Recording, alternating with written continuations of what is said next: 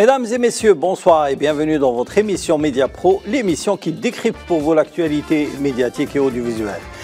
Ce soir, bien sûr, ce sera la dernière émission avant le Ramadan qui commencera à partir de demain et qui verra un changement total de décor et aussi de sujet puisqu'on va concentrer nos débats sur la situation ou l'actualité internationale durant le Ramadan, mais également les productions audiovisuelles ramadanesques. Ce soir, on va parler encore de politique internationale, l'image de l'Algérie à l'étranger, mais également l'apparition des plateformes de contenu numérique sur les agences internationales. Et bien sûr, ce soir, on va parler de la nouvelle information de l'APS qui lance son canal numérique ou sa chaîne vidéo pour alimenter un petit peu tous les crédits qu'elle fait justement pour offrir un service de contenu professionnel et surtout d'information en images et en vidéo pour les professionnels. Alors, on a le plaisir d'accueillir ce soir dans notre plateau, aux côtés de nos experts, Sofiane Baroudi et Faisal Mataoui, le réalisateur documentariste Marco Perry. Monsieur Perry, bonjour.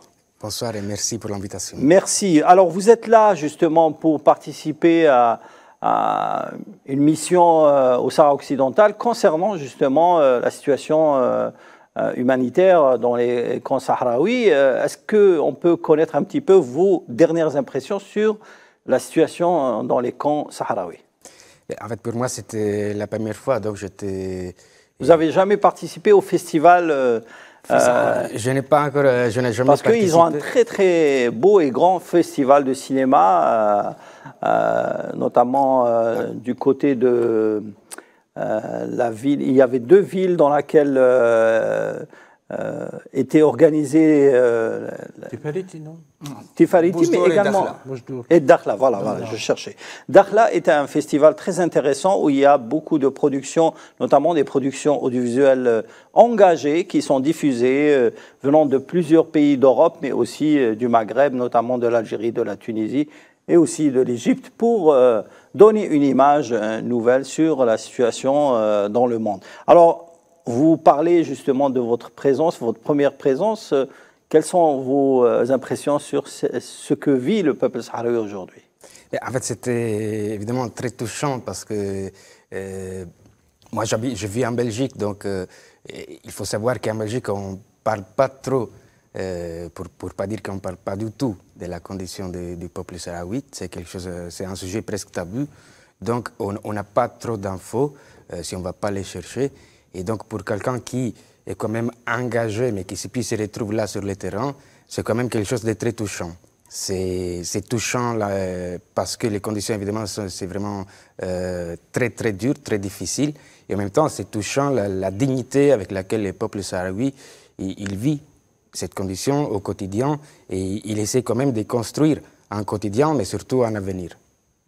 Il faut rappeler que le Sahara occidental demeure la dernière colonie dans le monde et qui aspire à son indépendance à travers son combat révolutionnaire. Faisal Mataoui, justement, quand on parle de dernière colonie, le Sahara occidental, comme l'a dit M. Perry, n'apparaît pas dans l'information, mais il apparaît souvent dans les documentaires.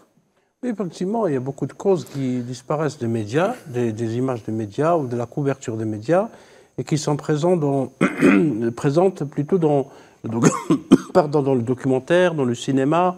Et le cinéma, parfois, fait le travail des médias. Lorsque les médias sont sous emprise ou que des causes comme celle du Sahara occidental, qui, je rappelle, elle est au niveau de la 4e commission de l'ONU, de la décolonisation, n'apparaît pas, comme on le constate avec beaucoup de colère depuis plusieurs mois dans ce plateau, comment les médias occidentaux surtout ignorent complètement ce qui se passe à Gaza ou le traitent selon la propagande militaire israélienne. Les images parfois sont choisies par cette propagande.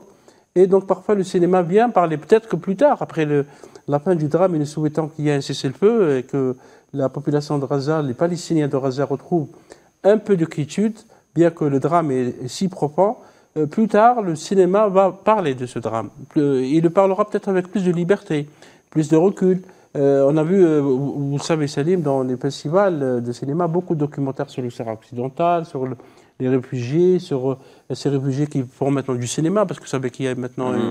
Ils ont beaucoup de réalisateurs documentaristes. Oui, qui a un théâtre national qui a été créé. Donc l'art est là aussi pour continuer le combat, comme ce fut le cas pour la grande révolution algérienne, la guerre de libération nationale, où la grande troupe du FLN, troupe artistique du FLN en 1958, avait continué le combat diplomatique et également le combat militaire. Donc c'est pour ça que les documentaires qui relèvent du cinéma du réel, et je sais que Marco s'intéresse beaucoup à l'image. L'image aujourd'hui, pour lui, l'image n'est pas si simple. Parce qu'elle n'est pas si simple. Pourquoi? Parce qu'il y a beaucoup de propagande. On a le cas de l'Ukraine, on a le cas de Gaza, on a eu d'autres cas par le passé, l'Irak, l'Afghanistan, etc. Et on a vu comment on a utilisé l'image pour induire en erreur les opinions publiques, pour faire passer des projets néocoloniaux et aussi pour continuer à piller les richesses de plusieurs pays sous prétexte de lutte contre le terrorisme. Donc les cinéastes, quand ils sont indépendants, j'imagine que Marco l'est, nous permettent de voir la réalité autrement. Sofiane Baroudi, vous avez couvert justement le festival de cinéma dans les territoires sahraouis dans le sud. Est-ce que vous avez l'impression qu'on fait beaucoup plus pour le documentaire que pour la fiction? Il y a certes quelques courts-métrages, il y a certes beaucoup de documentaires, mais il n'existe pas encore de long-métrage. Et vous savez, aujourd'hui, le meilleur défenseur d'une cause, c'est le long-métrage, le film cinéma. Alors justement, on va dire que l'histoire du peuple sahraoui est l'histoire d'un drame. C'est un peuple qui a été exilé de force depuis plus de 50 ans par une occupation illégale qui occupe ses terres depuis 5 décennies. Et donc, si vous voulez, le format documentaire s'adapte, à mon avis, beaucoup mieux pour retracer cette histoire-là, qui est une histoire aussi qui est occultée, justement occultée parce que les médias mass, ou alors même le cinéma, le documentaire international, est aussi, si vous voulez, maîtrisé et dominé par des sphères étroites qui sont complices de la situation coloniale au Sahara occidental, comme en Palestine. Après, il y a une école de cinéma qui a été lancée justement par des militants sahraouis, auxquels il faut rendre hommage, qui, eux, essayent de se concentrer vers une forme, si vous voulez, de politisation de l'art ou alors d'esthétisation de la politique, comme le disait Théodore Adorno, pour aller au-delà d'une situation coloniale de déshumanisation. C'est-à-dire que faire du cinéma actuellement pour les militants sahraouis, c'est aussi revendiquer une condition humaine qui est niée complètement par la situation coloniale, qui est niée par les conditions de la colonisation que vit ce peuple depuis 50 ans, tout comme c'est le cas pour le peuple palestinien. On a très peu de films, notamment de films de fiction. Il y a quand même quelques fictions. Il y a le grand cinéma arabe historique, mais depuis, on va dire, quelques... Non, il y a beaucoup de films fiction palestiniens. Mais de moins en moins, notamment sur la situation à Gaza, et surtout à Gaza, il n'y en a pas beaucoup. En Cisjordanie, beaucoup plus, parce que la situation s'y prête. Mais par exemple, pour la situation dans les camps de réfugiés au Sahara occidental, c'est à la fois des camps de réfugiés qui vivent une situation humanitaire dramatique et catastrophique, notamment avec l'inflation. D'ailleurs, l'ONU a émis un appel d'urgence. Mais c'est aussi une situation où il y a une forme d'organisation politique, d'organisation administrative, militaire, d'organisation de l'éducation, et il faut gérer tout ça à la fois. Donc, c'est difficile, si vous voulez, ensuite de faire de l'art purement, de l'art pour l'art, si vous voulez. Et c'est pour ça que la forme documentaire se prête beaucoup plus pour accompagner ce combat-là. Ça a été aussi le cas du FLN combattant pendant la guerre de libération nationale, où, si vous voulez, la pellicule dans le documentaire a été une arme de combat. Justement, vous me donnez l'occasion de parler du film très célèbre de Gillo Pontecorvo, La bataille d'Alger. C'est un film qui a été justement tourné, beaucoup de gens ne le savent pas, en 16 mm. Marcello Gatti, le célèbre directeur photo, a utilisé la 16 mm et l'a un peu gonflé en 35 pour donner cette apparence d'image granulée, documentaire. Et même quand il a été présenté aux Oscars à Hollywood une année plus tard, beaucoup de spécialistes américains, techniciens américains ont dit que certaines scènes, notamment la scène de la manifestation du 11 décembre et même celle de l'indépendance, sont des images d'archives. Absolument, absolument. Mais c'est justement les cinémas, les vrais cinémas, les cinémas d'auteur, ils passent pas que dans la construction du scénario, mais surtout par la technique, par la manière dont il est filmé. Donc, dans les cas très célèbres que vous citez, et le choix du 16 mm, c'est fait parce que c'est plus proche du documentaire. Donc, c'est plus proche de ce type d'esthétique. Et donc, pour revenir aussi, si vous voulez, à la question fiction-documentaire, mais aujourd'hui, on est aussi dans un moment où les choses, ils se mélangent un peu. Et donc, vous pouvez trouver des documentaires qui ne sont pas que de l'information, mais qui montrent... c'est presque de la fiction. Exactement. Il y a beaucoup de réalisateurs qui travaillent comme ça. C'est une hybridation, on va dire. Absolument. Aujourd'hui, Monsieur Perry, quel impact a un film comme La bataille d'Alger sur les combats des causes justes, hein? On l'a vu quand il est sorti dans les salles, beaucoup de pays l'ont adopté comme une référence en matière de combat pour l'indépendance aujourd'hui. Est-ce que vous pensez que ce film reste encore d'actualité? Je rappelle qu'il aura 65 ans hein, en 2025, hein, le film. Mais le film en soi, il a sûrement une forte actualité encore aujourd'hui, comme tous les chefs-d'œuvre. Malheureusement, il y a aussi un aspect, il y a un grand chanteur italien qui disait qu'il avait fait plusieurs morceaux contre la guerre. Il disait, mais moi, ça fait 50 ans que je chante ces morceaux, mais la guerre est toujours là. Donc, malheureusement, on n'arrive pas à révolutionner le monde que par des œuvres d'art. C'est un peu les rêves de tous les artistes, mais ce n'est pas réellement comme ça. En même temps, c'est un film, par rapport à l'esthétique du cinéma, qui a franchi une barrière, quoi. Donc, il y a beaucoup de réalisateurs, peut-être pas vraiment en Occident, en Europe, mais dans des autres zones du monde, qui ont pris le courage de filmer, surtout à l'époque en 16 mm, et aujourd'hui, ils prennent le courage de filmer avec des petites caméras, avec des petits outils. Donc, c'est quand même quelque chose qui reste en référence dans un certain type de cinéma, sûrement dans un cinéma militant. Et la bataille d'Alger, pour rappel, a été enseignée au Pentagone comme un modèle comment on lutte contre la guérilla. Pendant la guerre en Irak. Oui, et c'est un film qui a été enseigné dans d'autres universités à travers le monde pour montrer d'abord, parce que le film, à l'époque, on sortait de la guerre d'indépendance en Algérie, et après tous les massacres commis par le colonialisme français, où il y a eu toute une propagande. Alors, le film a été censuré en France.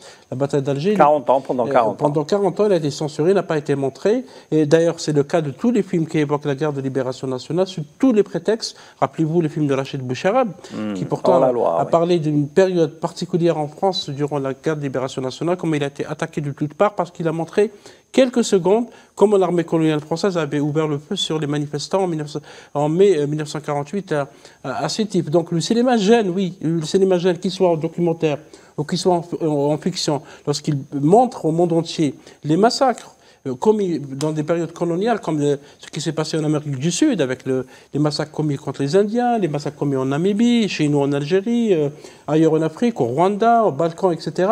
Quand c'est les films qui le montrent, parce que le cinéma est un art populaire, ça agace. Moi, j'aimerais rajouter une chose. Il y a le cinéma, le documentaire, une forme d'hybridation, mais aussi la presse engagée qui est très, très importante. Le fait de filmer des séquences. Par exemple, il faut se rappeler qu'il y a plus de 120 journalistes qui ont été assassinés par l'armée d'occupation israélienne parce qu'ils faisaient leur métier qui est celui de rapporter. Et pour reprendre aussi, si vous voulez, la parabole historique avec la révolution algérienne, le principal instrument, ça n'a pas été le documentaire, mais plutôt la presse. D'ailleurs, l'agence de presse a été fondée dans un contexte qui est celui de la guerre de libération nationale par feu Mohamed Yazid, qui était le ministre de la communication du GPR, c'est-à-dire du gouvernement provisoire de la République algérienne, pour montrer au monde entier la cause algérienne et montrer aussi la souffrance du peuple algérien. Sofiane Baroudi, vous êtes toujours futé pour donner la parole sur les sujets qu'on avance. Justement, on allait parler de l'APS qui a lancé cette semaine justement sa plateforme de diffusion de contenu audiovisuel.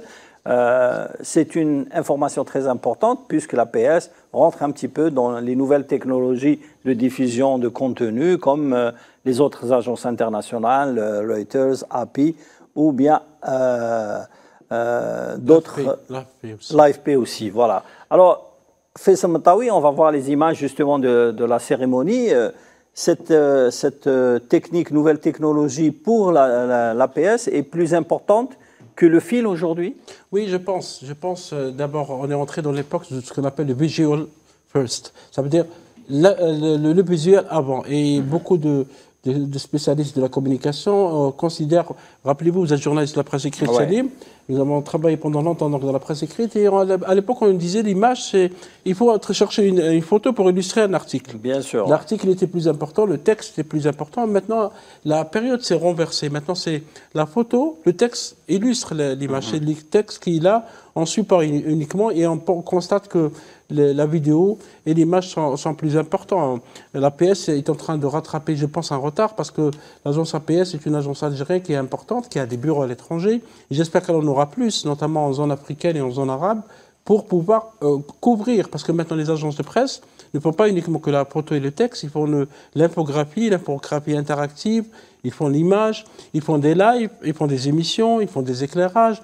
La première agence à le faire depuis longtemps, c'était Reuters, l'agence britannique qui est devenue actuellement canadienne et qui a un siège à Londres, qui couvre un peu le monde entier. Maintenant, au niveau du monde, c'est API TV, c'est Associated Press qui est la chaîne, plutôt l'agence de presse américaine. C'est la première qui a commencé à faire du contenu vidéo. Oui, dans les années 90, je pense en 1994. 90, ouais. Elle a alimenté pratiquement toutes les chaînes en matière de vidéos internationales, y compris dans le monde. Audio, plus de 4000 radios travaillent avec API. Tout à fait, oui. C'est une agence qui fournit l'audio et la radio, et plutôt l'image. Et c'est tant mieux que l'agence APS maintenant se joigne donc à ce mouvement, parce que l'agence APS peut aussi nourrir les chaînes de télévision, y compris Al24 News. Elle peut nourrir aussi les radios, elle peut nourrir les chaînes étrangères, elle peut couvrir comme les autres, c'est-à-dire avec des équipes, des monteurs, avec des GRI, des journalistes reporters qui font donc dans le montage, qui font dans la couverture.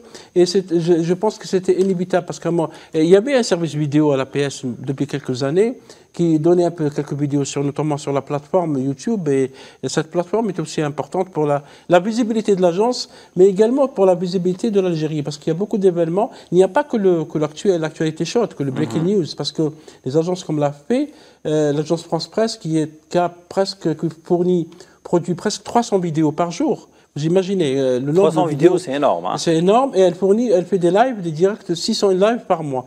C'est une agence qui couvre surtout le magazine. En Algérie, on a un vaste pays où on peut couvrir le tourisme, on peut parler du sport, on peut parler de l'économie, on peut parler de beaucoup d'événements. En plus, bien sûr, de l'actualité qui peut être forte, comme c'était la dernière fois en Algérie avec le Forum mondial du gaz. Sofiane Baroudi, l'APS entre actuellement dans la bataille du contenu vidéo.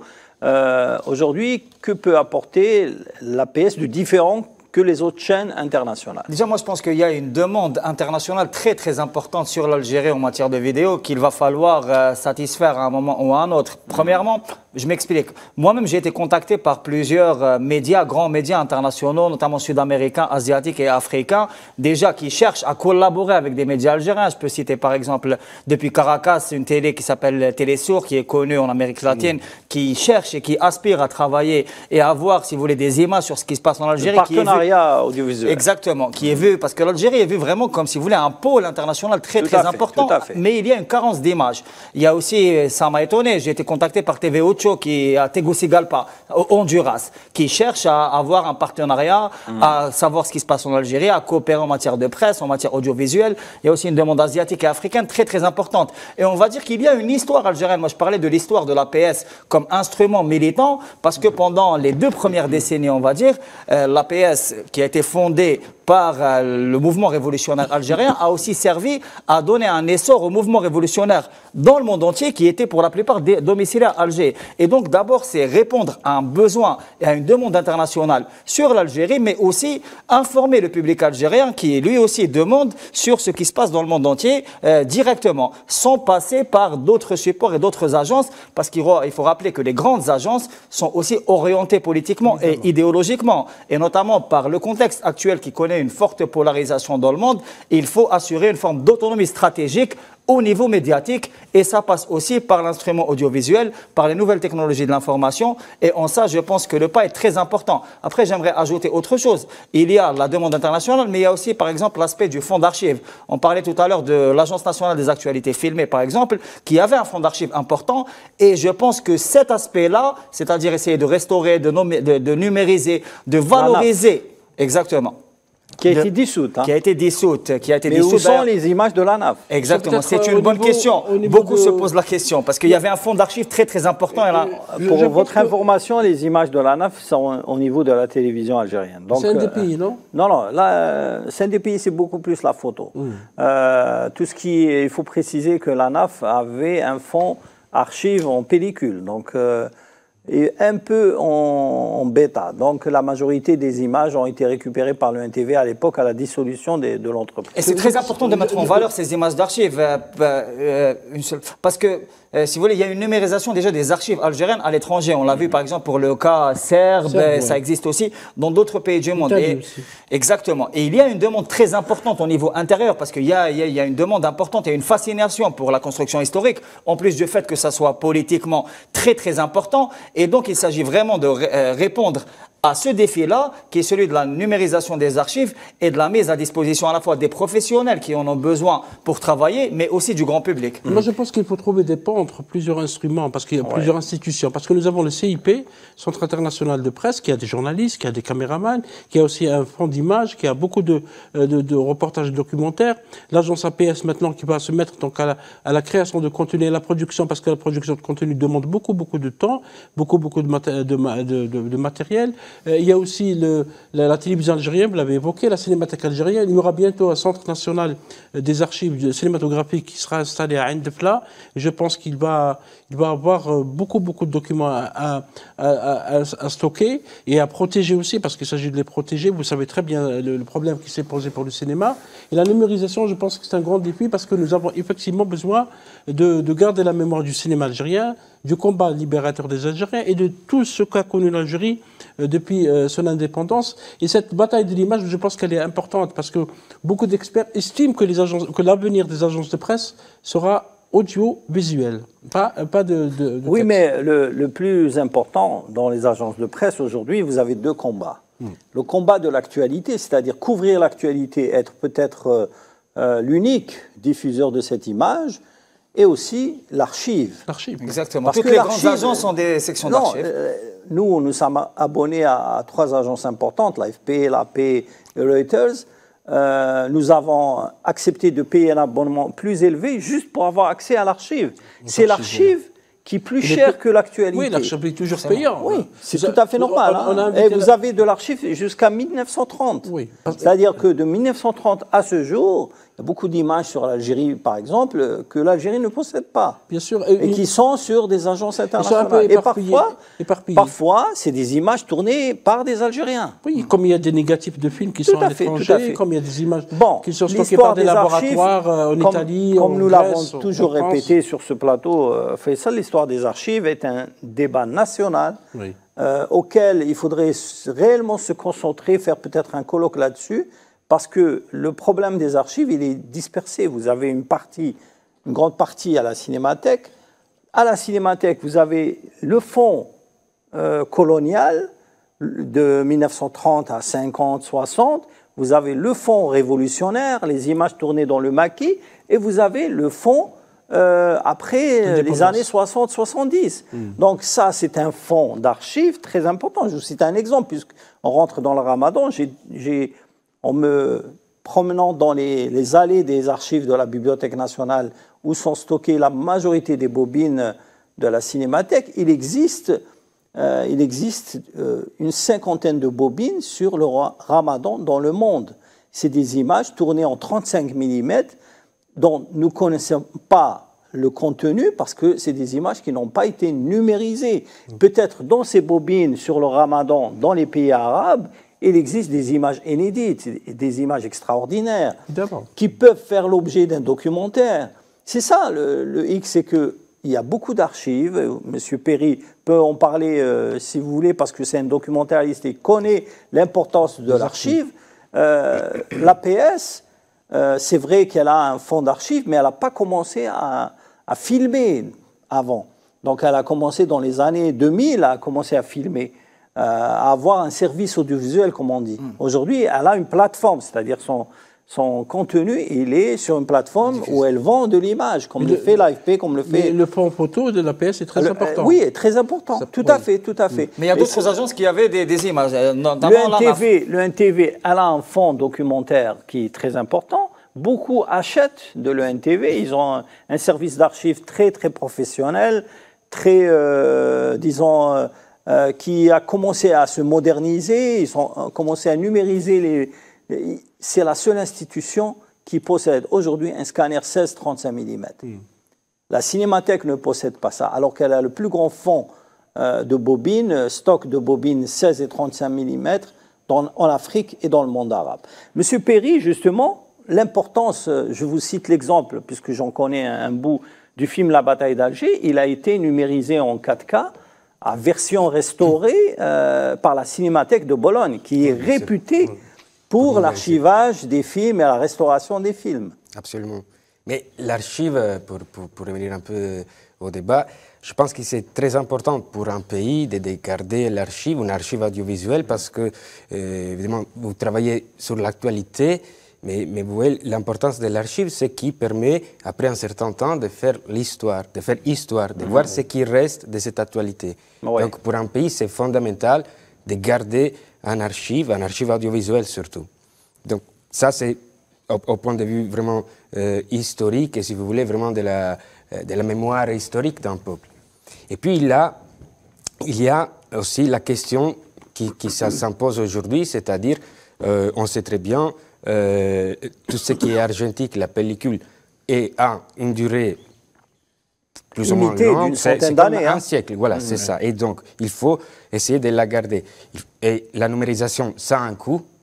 Ça a un coût. Ça a un coût, vous citez non, la restauration, ça a un coût. La numérisation n'est pas trop chère, c'est la restauration qui est plus chère. Mais souvent, justement, quand on prend des pellicules ça passe par la restauration, parce que c'est quand même ils sont abîmés. Ils sont un peu abîmés, quoi. Puis ça dépend de la condition dont ils sont conservés. Donc, et la Cinémathèque à Bologne, il fait un travail précieux, mais comme souvent en Italie, il reçoit des subventions, mais ils ne sont pas suffisants. Donc, ils ne sont pas suffisants. Je connais, j'ai été à Bologne et j'ai discuté avec le responsable de la Cinémathèque.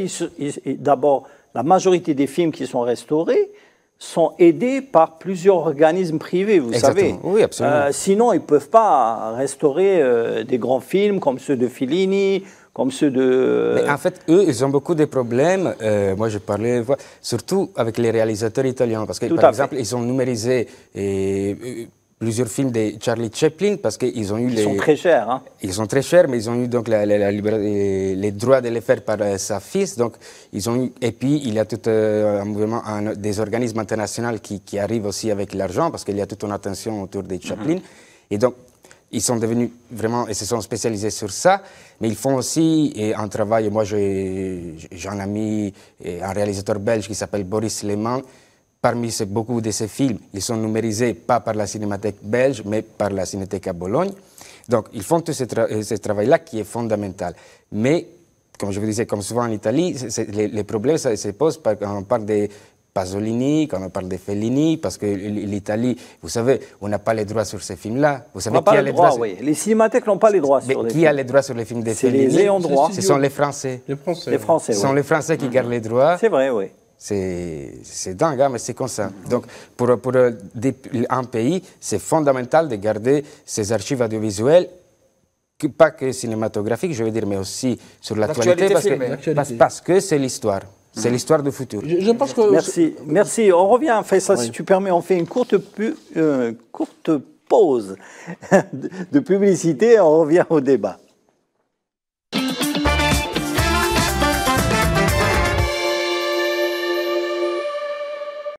Voilà, on revient au débat sur justement l'importance des archives dans les agences de presse. Faisal, désolé, je vous ai interrompu. Vous voulez parler justement de cet aspect important de l'histoire et des archives sur les agences internationales. Oui, parce qu'il faut avoir de la mémoire. Si vous fouillez dans les archives de Reuters, par exemple, ils ont des archives de pratiquement tous les pays du monde. Tous les pays du monde, effectivement. AFP, malgré que l'agence AFP a été la dernière à rejoindre le mouvement de télévision, parce que Reuters a lancé sa propre télévision, Reuters TV, C'était déjà dans les années 50, à la fin des années 50. Et donc, l'image, c'est aussi quelque chose de très important. Et Macron a raison sur l'idée de s'intéresser aux archives. Je pense que pour l'Algérie, parce que l'Algérie, il y a beaucoup de choses à archiver. Il y a les images de cinéma, bien sûr, des films, mais également les actualités, la guerre de libération nationale. Il y a des images de cette bataille. C'est le fonds révolutionnaire. Il y a plusieurs fonds, en fait. Donc, il est très important. Je pense que... Sans oublier le fonds de la colonisation. La colonisation, bien sûr. C'est important. Parce que les images de la colonisation, si vous cherchez dans l'INA, l'Institut national... qui coûte très cher. Cher, d'abord, je pense à 2 000, 3 000 euros la minute. C'est très, très cher. Et donc, le NTV, ils étaient à 12 000 dinars la minute, mais maintenant, ils sont passés à 4 millions 5, 45 000. Parce que les archives, c'est la mémoire d'une nation. Et la mémoire d'une nation a besoin d'être entretenue. Je pense que pour l'Algérie, il est possible de travailler en collaboration avec beaucoup de pays, dans l'Italie par exemple, ou l'Allemagne, ou la Belgique, ou la France, ou d'autres pays où il y a des techniques de conservation, des techniques d'archivage. Maintenant, il faut que l'Algérie, à mon avis, il faut qu'il y ait une institution, une seule, qui rassemble toutes les images, que ce soit l'actualité filmée, que ce soit le cinéma, que ce soit les autres images, les numériser et les mettre à la disposition des chercheurs. Justement, il y a un projet du ministère de la Culture de créer un centre des archives, l'équivalent un petit peu de l'INA. Oui. Mais le problème, qu'est-ce qu'on va archiver? C'est-à-dire que de quelle archive il va s'en occuper? Je vous rappelle que le NTV a un fonds d'archives, l'Institut national des archives, il a un fonds d'images aussi, la Cinémathèque a un fonds d'images, éparpillé un peu dans 4-5 wilayas. Le CIP, il n'a pas d'archives filmées. Il a un archive vidéo. Archive vidéo. La télévision a un énorme archive vidéo qu'elle est en train de numériser. Je pense que le principal problème de ce centre, c'est de rassembler d'abord les archives. Oui. J'ai oublié un centre important, c'est le centre de l'armée. L'armée, qui filmait en 35 mm, qui avait son propre laboratoire, et a également un fonds d'archives important, le fonds révolutionnaire. On parlait de Labodovitch. Ouais. Labodovitch est resté 3 ans au Maquis, il a filmé des heures et des heures de pellicules. Il y a des choses qui n'ont jamais été montrées, des images qui n'ont jamais été montrées. Moi, j'ai vu des images inédites qui n'ont jamais été montrées. Milad Orailich a dit que, je crois qu'il a... 80% n'a jamais été montré. Même pas, 80% n'a jamais été... Il y a une bonne partie de ces images sont à Belgrade. Oui, c'est ça. Ils sont traités, ils ont été traités. En fait, la nécessité d'avoir des coopérations internationales. En réalité, d'après les informations que j'ai, la majorité des bobines qui sont à Belgrade sont les dernières bobines filmées. Parce qu'en fait, ils filmaient, envoyaient pour le développement, ils le ramenaient à Tunis pour le GPRA. C'est ça. C'est le GPRA qui choisissait ce qui était diffusé. Après, quand l'indépendance est venue, toutes les bobines de Labodovitch qui étaient stockées à Tunis ont été rapatriées par Moussaoui à la Cinémathèque algérienne. Donc, nous avons une grande partie des fonds de Labodovitch sur la Révolution. Moi, j'ai vu des images qui n'ont jamais été montrées à la télévision, des images des Moudjahidines en train de faire du sport, en train de jouer aux échecs, en train de jouer... Lui, il travaille pour l'agence de presse yougoslave à l'époque. Il filmait la vie au Maquis. Je me souviens d'une scène qui était pour moi très émouvante, c'est la scène où il y avait une soldate, une femme soldat de l'Aïlen qui faisait monter le drapeau. C'est une image très forte qu'on n'a pas vue beaucoup sur les télévisions. Il y a comme ça des images qui restent gravées, qui peuvent faire l'objet de numérisation d'abord, parce que c'est des bobines 16 mm, pour être plus précis. Parce qu'avant, ils ne filmaient pas en 35. Au Maquis, la majorité, c'est du 16. Ouais. Donc, c'est des images qui peuvent être numérisées, restaurer, c'est très important la restauration et ça coûte plus cher. On parlait tout à l'heure justement de Cinémathèque de Bologne, qui est devenu, comme il l'a dit, l'un des meilleurs centres, l'une des meilleures cinémathèques de restauration de films au monde. Aujourd'hui même, les Américains vont, comme j'ai dit, restaurer les films chez la Cinémathèque de Bologne parce qu'ils ont la technique, il y a aussi le laboratoire laser. Vous avez oublié que notre fonds cinéma, la majorité de nos films sont stockés à Microstampa. Le laboratoire Microstampa, qui garde encore les bobines et les négatifs des films qui sont là-bas, qu'on devrait nous aussi restaurer comment dirais-je, en 4K. Donc il y a beaucoup à faire en matière de numérisation. Il y a aussi les archives, parce qu'on a tendance à oublier qu'il y a aussi la radio. Il y a beaucoup d'archives audio. Et je pense que l'APS va travailler sur l'audio. L'agence Asset Press aux États-Unis fournit beaucoup d'audio. Personnellement, j'ai visité les locaux de Asset Press à Los Angeles et j'ai vu qu'ils ont un service spécial pour la radio. Parce qu'aux États-Unis, il y a, je pense, 5000 ou 6000 radios, notamment des radios au niveau local.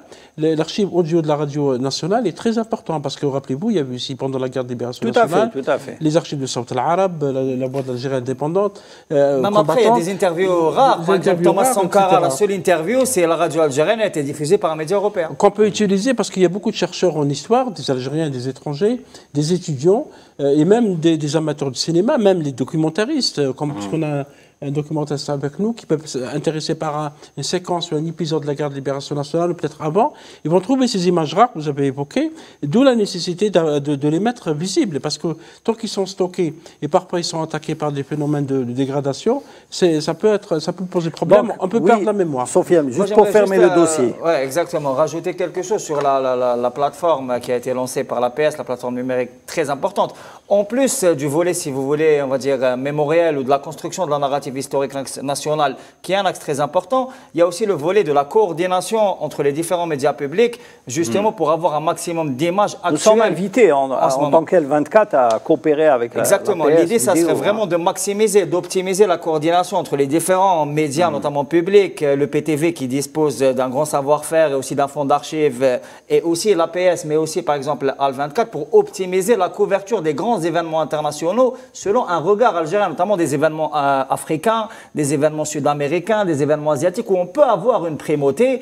On a des contacts, il s'agit d'optimiser, si vous voulez, l'action et la coordination pour justement avoir notre point de vue et ne plus être dépendant des grandes agences internationales qui, eux, défendent une narrative particulière. Et c'est une rude concurrence, parce que c'est pour ça que le directeur de l'APS, M. Samir Gaïd, a parlé de la contribution des bureaux étrangers de l'APS. C'est important. Je pense que l'APS, on en a parlé déjà dans cette émission, l'agence algérienne de presse devrait avoir, à mon avis, avec les moyens que l'État pourrait mettre, plus de bureaux, notamment en Afrique. Parce qu'en Afrique, il y a un combat acharné. Il y a l'agence PANA avec laquelle collabore l'agence l'Afrique n'est pas trop couverte par les agences internationales. Sauf l'AFP.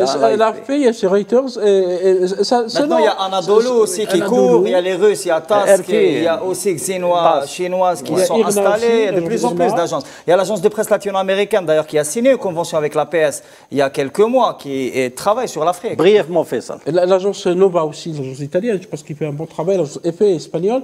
Et donc je pense que l'APS, avec tous les moyens, parce que je pense qu'il a des compétences humaines, des moyens techniques, beaucoup de volonté aussi de la part de la direction et des journalistes qui travaillent, pour entrer dans cette rue de combat, pour aussi ramener de l'image en exclusivité. Pourquoi pas? On a des journalistes qui sont suffisamment capables de ramener des images exclusives, des interviews de dirigeants africains, de sportifs, d'artistes, etc., en Afrique et dans les pays arabes. Voilà.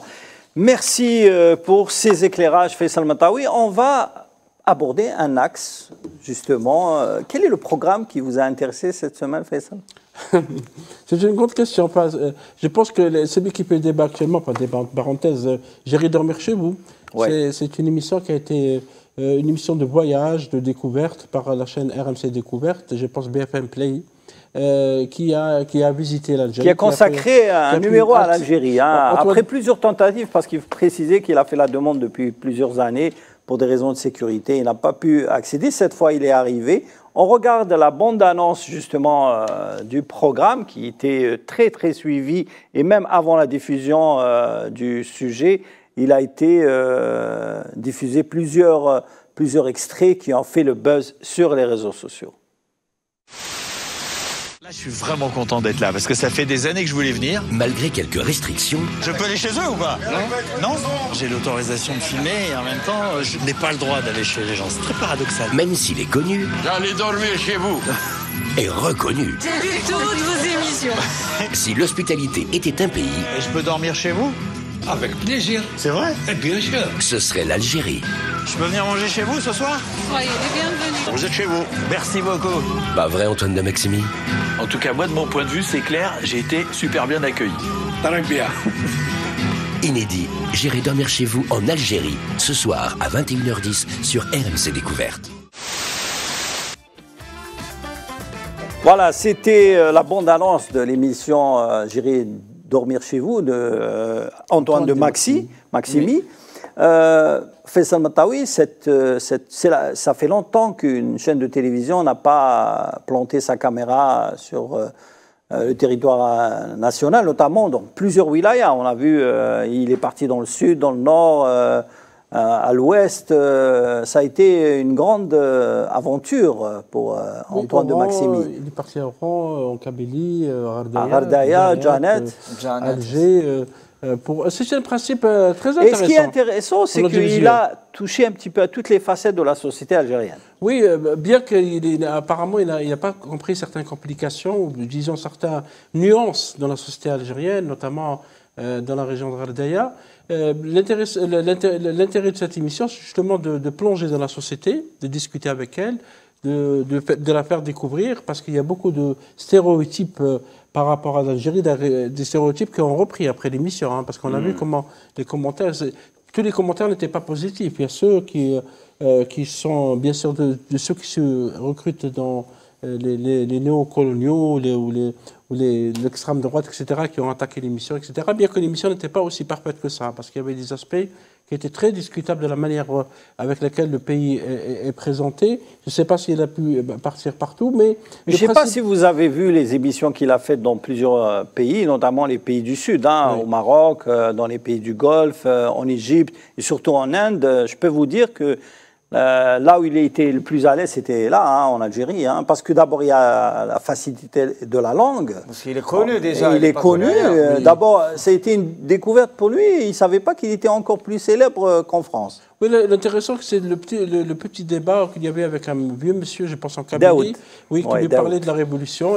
C'est l'un des moments forts, hein, parce que c'est d'ailleurs, je crois, c'est la seule fois où il couche chez un invité, parce que l'objectif, c'est de partager la nourriture avec une personne qu'il choisit. En même temps, il partage le gîte. Donc, c'est rentrer dans une maison et découvrir l'intimité des gens. C'est un aspect que certains pays n'acceptent pas. Moi, j'ai vu dans les pays du Golfe, personne ne l'a accepté. En Inde, la même chose. Donc, en Algérie, il y a eu quelques réticences, mais il y a eu aussi beaucoup de gens qui l'ont invité. Bien sûr, l'hospitalité algérienne n'est plus à présenter. On ne va pas attendre Antoine de Maximi pour nous le rappeler. Exactement. mais disons que oui, le principe audiovisuel, le principe de l'émission est intéressant, parce qu'on plonge dans l'intimité, on plonge dans une certaine sociologie, on va connaître des plats, on va connaître des habitudes, mais la discussion qu'il y avait avec le vieux monsieur par rapport à la Révolution. Par rapport à la Révolution, ça a été très très fort. Et lui dit non, en France, on ignore qu'il y a eu une révolution en Algérie, pour dire que jusqu'à maintenant, la guerre de libération nationale est toujours couverte d'omissions, de silence, d'oubli, peut-être de censure. Mais c'est un peu exagéré, Faisal, quand même. Je pense que c'est un parti pris de sa part. C'est-à-dire que 60 ans après, le mouvement révolutionnaire algérien est très très connu en France. Oui, mais il est futé. Hein, il a dit ça justement. D'ailleurs, lui-même, Antoine de Maximi, il est décrié par certains milieux comme même son émission. C'est une émission qui est décrite comme étant une émission néocoloniale qui part avec une hybride déjà européenne à la découverte dans une forme de safari dans des pays qui sont des pays du Sud, des pays africains, des pays asiatiques. Il est déjà décrié par rapport à ça.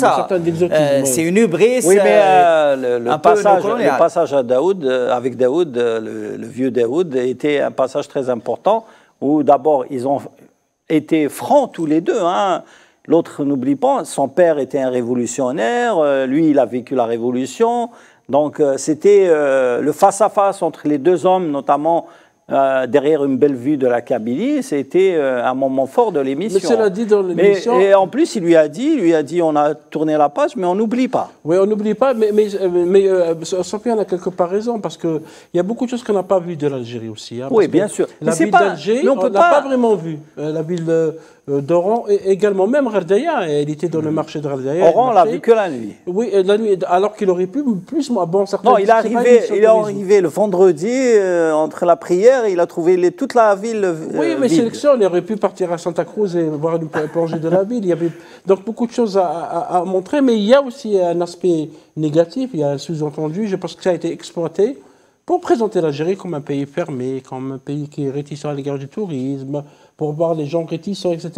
C'est un peu, c'est un paquet, parce que quand on est sur RMC Découverte... C'est pas le total aspect qu'on a reçu, mais quand même il y a des points positifs dans l'émission. Il y a des points positifs, il y a des points négatifs, il y a des points où les gens... C'est normal, c'est discutable. Hein. C'est discutable, mais j'ai vu que l'émission a été un record d'audience. Elle a été tout à fait, 3 fois plus vue que l'ex-émission qui était sur l'Albanie, d'où l'intérêt de l'Algérie. L'Algérie patiente toujours. Ce qui est bizarre, Faisal, c'est que RMC Découverte n'a pas posté ou a supprimé la vidéo des extraits de ce passage en Algérie, alors que sur les réseaux sociaux, il y a plusieurs extraits qui ont été postés, qui ont un succès fou. Hein. Oui.